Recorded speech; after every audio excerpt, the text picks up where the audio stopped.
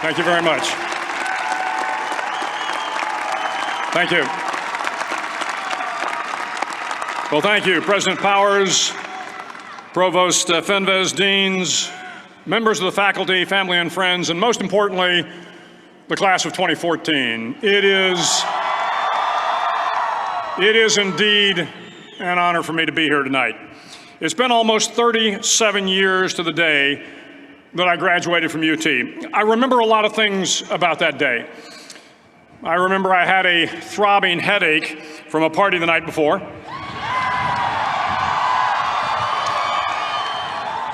I remember I had a serious girlfriend, who I later married. That's important to remember, by the way. And I remember I was getting commissioned in the Navy that day. But of all the things I remember, I don't have a clue who the commencement speaker was, and I certainly don't remember anything they said. So acknowledging that fact, if I can't make this commencement speech memorable, I will at least try to make it short. So the university's slogan is, what starts here changes the world. Well, I've got to admit, I kind of like it. What starts here changes the world. Tonight, there are almost 8,000 students, or there are more than 8,000 students graduated from UT. So that great paragon of analytical rigor, Ask.com, says that the average American will meet 10,000 people in their lifetime. 10,000 people, that's a lot of folks. But if every one of you changed the lives of just 10 people, and each one of those people changed the lives of another 10 people, and another 10, then in 5 generations, 125 years, the class of 2014 will have changed the lives of 800 million people. 800 million people. Think about it. Over twice the population of the United States. Go one more generation, and you can change the entire population of the world, 8 billion people. If you think it's hard to change the lives of 10 people, change their lives forever, you're wrong. I saw it happen every day in Iraq and Afghanistan.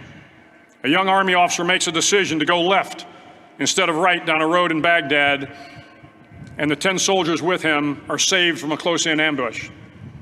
In Kandahar province, Afghanistan, a non-commissioned officer from the female engagement team senses that something isn't right and directs the infantry platoon away from a 500-pound IED, saving the lives of a dozen soldiers.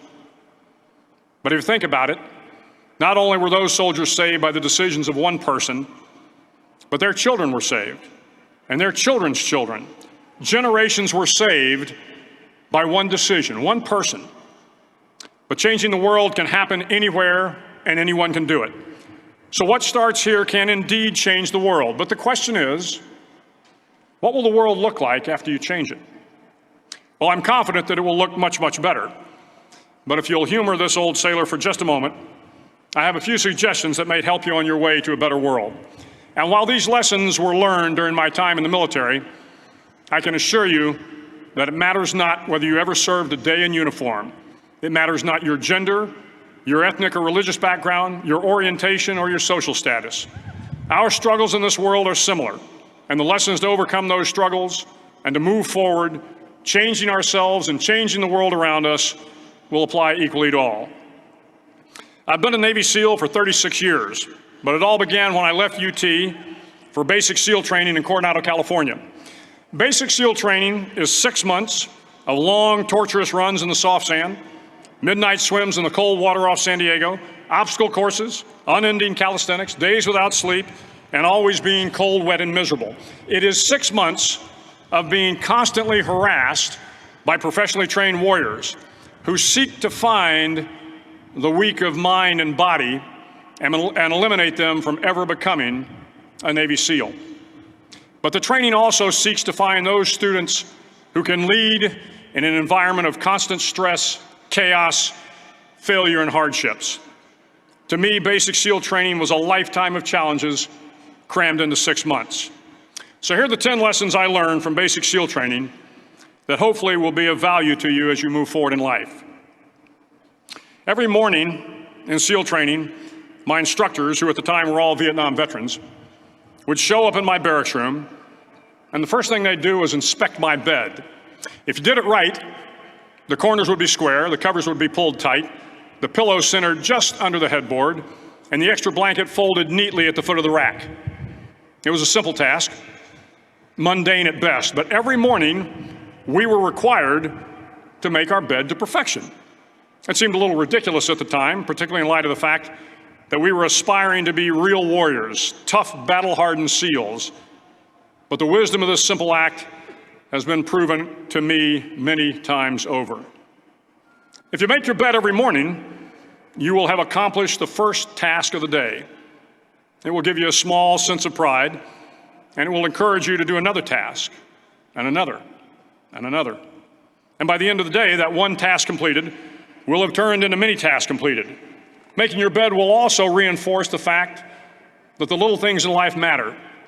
If you can't do the little things right, you'll never be able to do the big things right. And if by chance you have a miserable day, you will come home to a bed that is made, that you made. And a made bed gives you encouragement that tomorrow will be better. So if you want to change the world, start off by making your bed. During SEAL training, the students are all broken down into boat crews. Each crew is 7 students, 3 on each side of a small rubber boat, and 1 coxswain to help guide the dinghy. Every day, your boat crew forms up on the beach and is instructed to get through the surf zone and paddle several miles down the coast. In the winter, the surf off San Diego can get to be 8 to 10 feet high, and it is exceedingly difficult to paddle through the plunging surf unless everyone digs in. Every paddle must be synchronized to the stroke count of the coxswain. Everyone must exert equal effort, or the boat will turn against the wave and be unceremoniously dumped back on the beach. For the boat to make it to its destination, everyone must paddle. You can't change the world alone. You will need some help. And to truly get from your starting point to your destination takes friends, colleagues, the goodwill of strangers, and a strong coxswain to guide you. If you want to change the world, find someone to help you paddle. Over a few weeks of difficult training, my SEAL class, which started with 150 men, was down to just 42. There were now 6 boat crews of 7 men each. I was in the boat with the tall guys, but the best boat crew we had was made up of the little guys, the Munchkin crew, we called them. No one was over 5'5". The Munchkin boat crew had 1 American Indian, 1 African American, 1 Polish American, 1 Greek American, 1 Italian American, and 2 tough kids from the Midwest. They out-paddled, outran, and outswam all the other boat crews. The big men in the other boat crews would always make good-natured fun of the tiny little flippers the Munchkins put on their tiny little feet prior to every swim. But somehow these little guys from every corner of the nation and the world always had the last laugh, swimming faster than everyone and reaching the shore long before the rest of us. SEAL training was a great equalizer. Nothing mattered but your will to succeed, not your color, not your ethnic background, not your education, not your social status. If you want to change the world, measure a person by the size of their heart, not by the size of their flippers. Several times a week, the instructors would line up the class and do a uniform inspection. It was exceptionally thorough. Your hat had to be perfectly starched, your uniform immaculately pressed, your belt buckle shiny and void of any smudges. But it seemed that no matter how much effort you put into starching your hat or pressing your uniform or polishing your belt buckle, it just wasn't good enough. The instructors would find something wrong.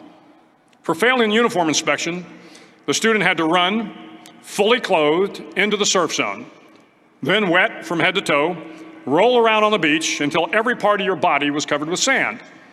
The effect was known as a sugar cookie. You stayed in the uniform the rest of the day, cold, wet, and sandy. There were many a student who just couldn't accept the fact that all their efforts were in vain, that no matter how hard they tried to get the uniform right, it went unappreciated. Those students didn't make it through training. Those students didn't understand the purpose of the drill. You were never going to succeed. You were never going to have a perfect uniform. The instructors weren't going to allow it. Sometimes, no matter how well you prepare or how well you perform, you still end up as a sugar cookie. It's just the way life is sometimes. If you want to change the world, get over being a sugar cookie and keep moving forward. Every day during training, you were challenged with multiple physical events: long runs, long swims, obstacle courses, hours of calisthenics, something designed to test your mettle.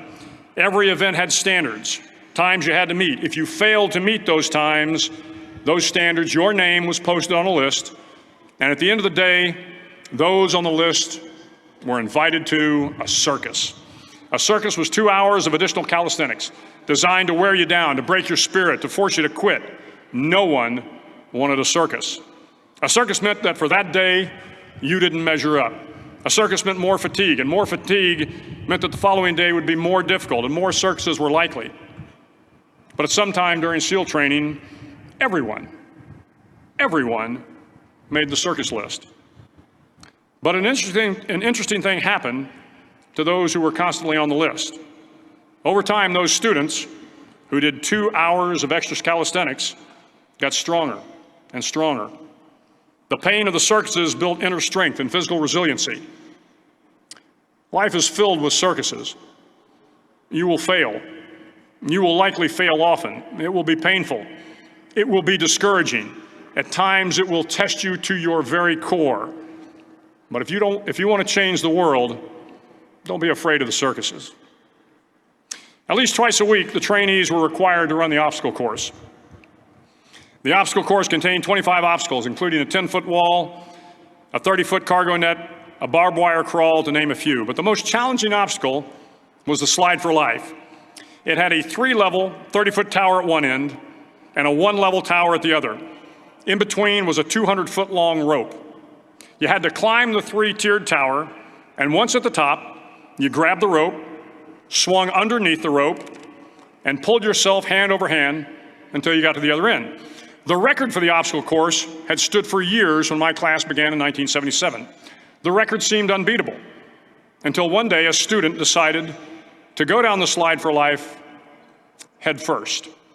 Instead of swinging his body underneath the rope and inching his way down, he bravely mounted the top of the rope and thrust himself forward. It was a dangerous move, seemingly foolish and fraught with risk. Failure could mean injury and being dropped from the course. Without hesitation, the student slid down the rope perilously fast. Instead of several minutes, it only took him half that time. And by the end of the course, he had broken the record. If you want to change the world, sometimes you have to slide down the obstacles head first. During the land warfare phase of training, the students are flown out to San Clemente Island, which lies off the coast of San Diego. The waters off San Clemente are a breeding ground for the great white sharks. To pass SEAL training, there are a series of long swims that must be completed. One is the night swim. Before the swim, the instructors joyfully brief the students on all the species of sharks that inhabit the waters off San Clemente. They assure you, however, that no student has ever been eaten by a shark, at least not that they can remember.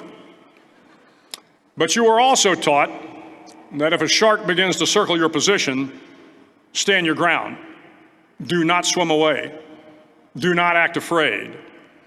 And if the shark, hungry for a midnight snack, darts towards you, then summons up all your strength and punch him in the snout, and he will turn and swim away.